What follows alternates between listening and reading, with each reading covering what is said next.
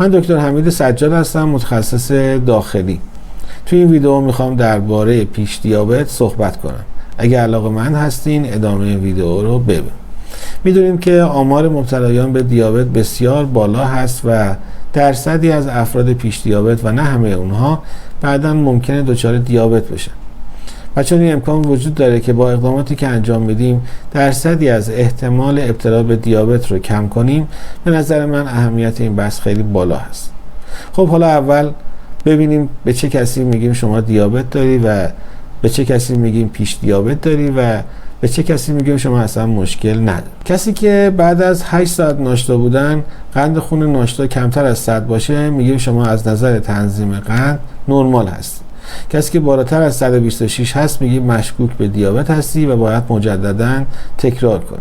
اگه توی تست تکرار هم بالاتر از 126 بود دیگه باید تشخیص دیابت رو براش گذاشت. در واقع برای کسی تشخیص دیابت میذاریم که 2 تا تست غیر طبیعی در 2 آزمایشگاه متفاوت داشته باشه. آزمایش دیگه که ممکنه پزشک معالج از اون استفاده کنه تست تحمل گلوکوز خوراکی است. در این آزمایش سطح گلوکوز خون فرد 2 مرتبه، 1 بار پس از ناشتایی و 1 بار 2 ساعت پس از خوردن 75 گرم گلوکوز اندازه‌گیری میشه. معیار سوم آزمایشگاهی یک اندکس آزمایشگاهی به اسم هموگلوبین A1C که یک اندازه‌گیری آزمایشگاهیه که به صورت درصدی بیان میشه. توی عموم مردم به قند 3 ماهه معروف. نرمال اون زیر 57 هست و افرادی که هموگلوبین A1C اونها بالاتر یا مساوی 6.5 باشه باز هم تشخیص دیابت در موردشون مطرح میشه. این معیار آزمایشگاهی نیاز به ناشتا بودن نداره. یعنی اگه فردی صبح، ظهر، شب هموگلوبین A1C رو چک کنه و غیر طبیعی باشه تشخیص دیابت داده میشه. این تست ها هم اگه در تست اول غیر طبیعی بودن باید در آزمایشگاه دیگه‌ای تکرار بشه.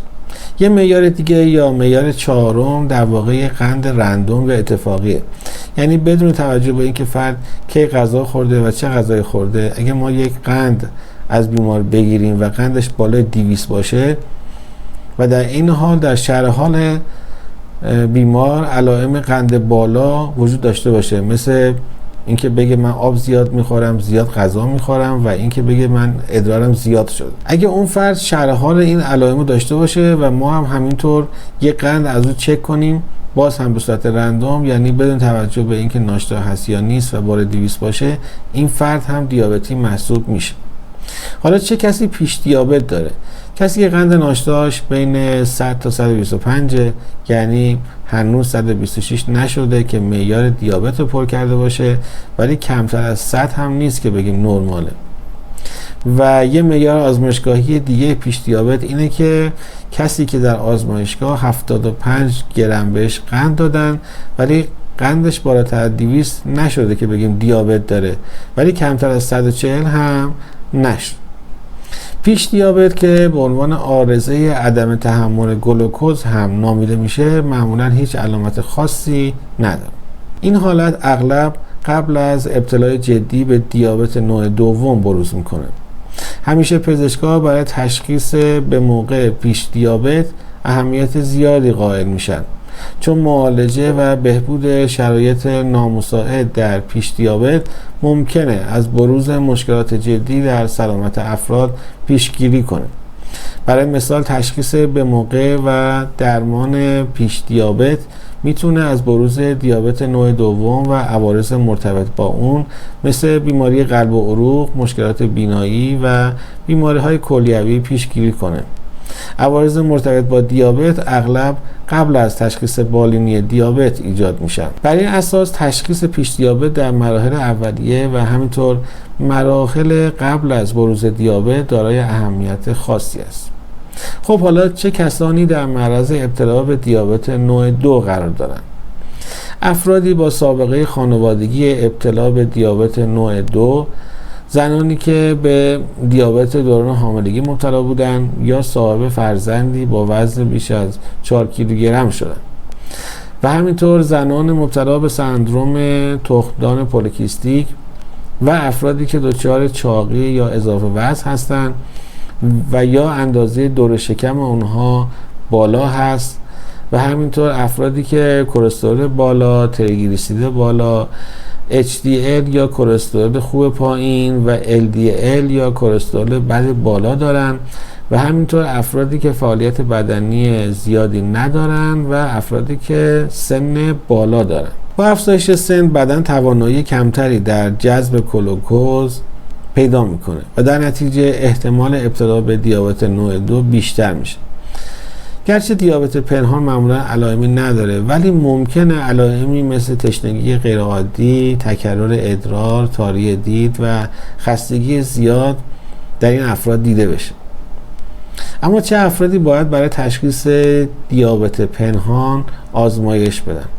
افرادی که بالای 45 سال سن دارن، افرادی که در اونها خطر ابتلا به دیابت نوع 2 وجود داره، افرادی که دچار اضافه وزن یا چاقی هستند، یعنی کسانی که BMI یا نمایه توده بدنی بالای 25 دارن و افرادی که در گذشته تست تحمل گلوکوز غیر طبیعی یا قند ناشتای مختل داشتن و همینطور زنانی که به دیابت دوران حاملگی مبتلا بودند یا صاحب فرزندی با وزن بیش از 4 کیلوگرم شدند و افرادی که مشکلاتی از قبیل کلسترول و تریگلیسیرید بالا دارند، افزایش وزن در ناحیه شکم دارند، فشار خون بالا دارند و افرادی که به سندروم تخمدان پولیکیستیک مبتلا هست.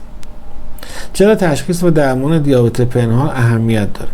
در صورتی که علائم دیابت قبل از ابتلای فرد به بیماری تشخیص داده بشه، میشه از ابتلا به دیابت نوع 2 جلوگیری کرد و خطر به وجود اومدن عوارض دیابت از جمله مشکلات عروقی رو در فرد کم کرد.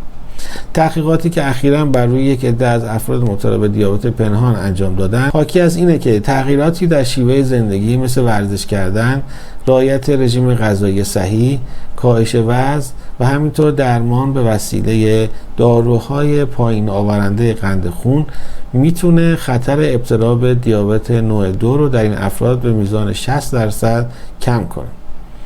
علاوه بر این تغییر در شیوه زندگی از طریق افزایش فعالیت بدنی و کاهش دادن وزن نقش موثرتری نسبت به استفاده از دارو در کاهش خطر ابتلای فرد به دیابت نوع 2 داره. در بیشتر موارد در صورت تشخیص زود هنگام دیابت پنهان میشه قند خون بالای فرد رو به حالت طبیعی برگردون. درمان پیش دیابت، اصلاح الگوی زندگی و افزایش فعالیت بدنی به همراه کاهش وزن اضافه میتونه در پیشگیری از بروز دیابت نوع 2 مؤثر باشه. از نظر تغذیه، فرد مبتلا به پیش دیابت باید از یک رژیم سالم پیروی کنه و وزن خودش رو کم کنه. حتی اگه فرد از افزایش وزن بیروی رنج میبره نباید نگران باشه، چون کاهش 5 تا 10% از وزن اضافی حتی قبل از رسیدن به وزن مطلوب و ایدئال میتونه تاثیر خوبی در تنظیم قند خون داشته باشه.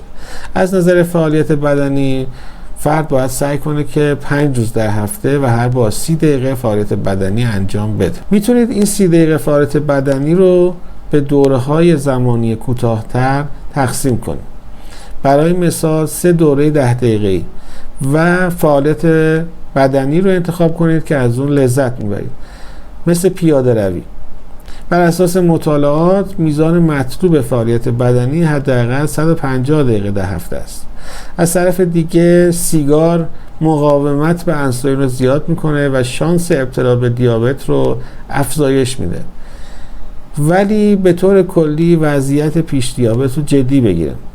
هرچند بیمار دیابتیک نیست، ولی این به اون معنا نیست که وضعیت پیش دیابت بی ضرره، چون درصدی از این افراد به دیابت و سایر بیماری ها منجر میشه و بدونید از همکنون پیش دیابت یک خطر برای سلامتی. سعی کنید روی اصلاح سبک زندگیتون تمرکز کنید. گام اول و کلیدی برای بهبود پیش دیابت اصلاح سبک زندگی.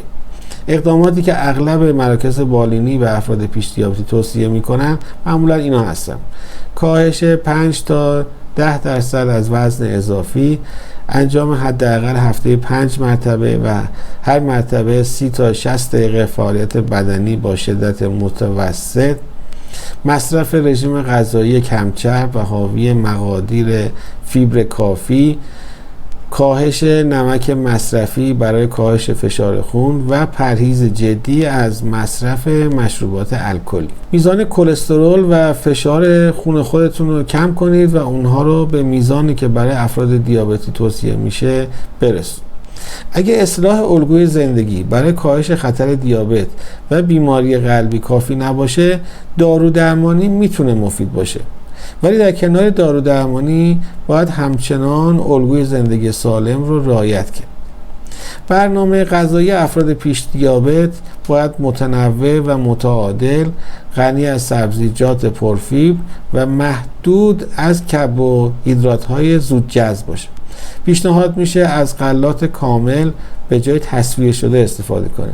غلات کامل حاوی ویتامین‌های ضروری، مواد معدنی مورد نیاز بدن و همینطور سبوس یا فیبر هستن. آنزیم‌های گوارشی به راحتی نمیتونن نشاسته همراه با سبوس و فیبر رو بشکنن و به گلوکوز تبدیل کنن. به همین دلیل مصرف غلات کامل که حاوی سبوس و فیبر هستند به کنترل بهتر قند خون کمک میکنه. از طرف دیگه نان سفید، برنج سفید، پوره، سیب زمینی و خیلی از غلات صبحانه منجر به افزایش قابل توجه قند خون میشن و باید حد اعتدال رو در مصرف اونها رعایت کرد. از مصرف نوشیدنی‌های حاوی شکر پرهیز کنید چون منجر به افزایش وزن میشه. همینطور تحقیقات زیادی نشون دادن که مصرف زیاد نوشیدنی‌های حاوی شکر میتونه باعث افزایش تریگلیسیرید، کاهش HDL یا چربی خوب و افزایش مقاومت به انسولین بشه که از عوامل خطر بروز دیابت هستن. بهتره در انتخاب منابع چربی دقت کنید. چربی‌های غیر اشباع که در روغن‌های گیاهی مثل روغن زیتون، مغزها و دانه‌ها و آووکادو وجود دارند، انتخاب‌های مناسب‌تری هست.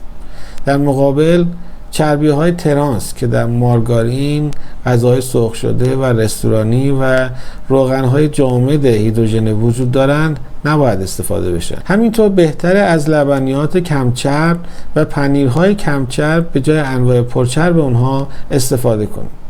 سبک زندگی فاقد تحرک کافی عامل بروز بسیاری از بیماری‌های مزمن از جمله دیابت نوع 2 است.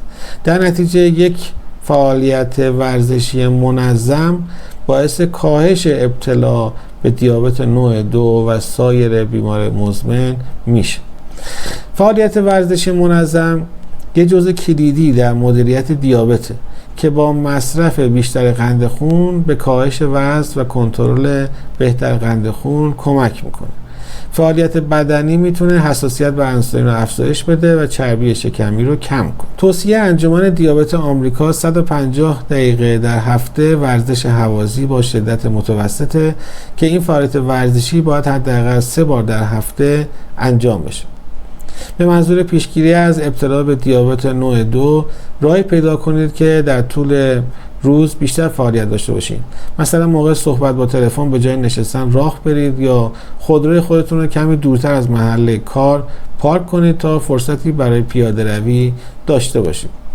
اضافه وزن و چاقی یکی از مهمترین علل بروز دیابت نوع 2 هست.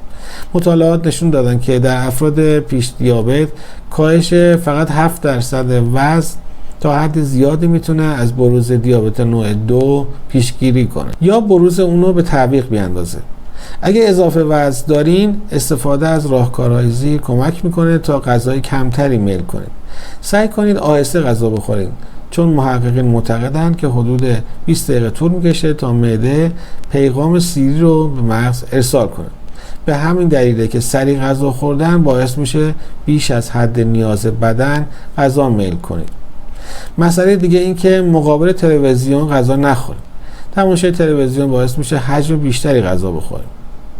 یکی از عوامل خطر بروز دیابت مصرف سیگار و سایر دخانیات و حتی سیگارهای الکترونیکیه. گفته میشه افراد سیگاری 30 تا 40% بیشتر از افراد غیر سیگاری در معرض ابتلا به دیابت نوع 2 هست. مشاوره در مورد قطع استعمال دخانیات باید در فرایند مراقبت‌های دیابت مد نظر قرار بگیره، چون سیگار کشیدن کنترل دیابت رو هم سخت میکنه. تحقیقات نشون دادن افراد مبتلا به دیابت که سیگار میکشن بیشتر از افراد مبتلا به دیابت غیر سیگاری در معرض ابتلا به عوارض دیررس دیابت به ویژه عوارض قلبی عروقی قرار دارن. خیلی از ما استرس های مختلفی را در طول زندگیمون تجربه میکنیم، چه استرس های مقطعی مرتبط به یک زمان خاص و چه استرس مربوط به فشار کاری زیاد یا شرایط زندگی. استرس نه تنها باعث ایجاد احساس ناخوشایند در ما میشه، بلکه روی سلامتی و عملکرد بدن هم تاثیر میذاره. در زمان استرس سطح هورمون‌های کورتیزول، اپینفرین و گلوکاگون افزایش پیدا میکنه که اثر اونها ضد اثر انسولین و منجر به افزایش قند خون میشه. در این راستا ورزش‌هایی مثل یوگا میتونه کمک کننده باشه.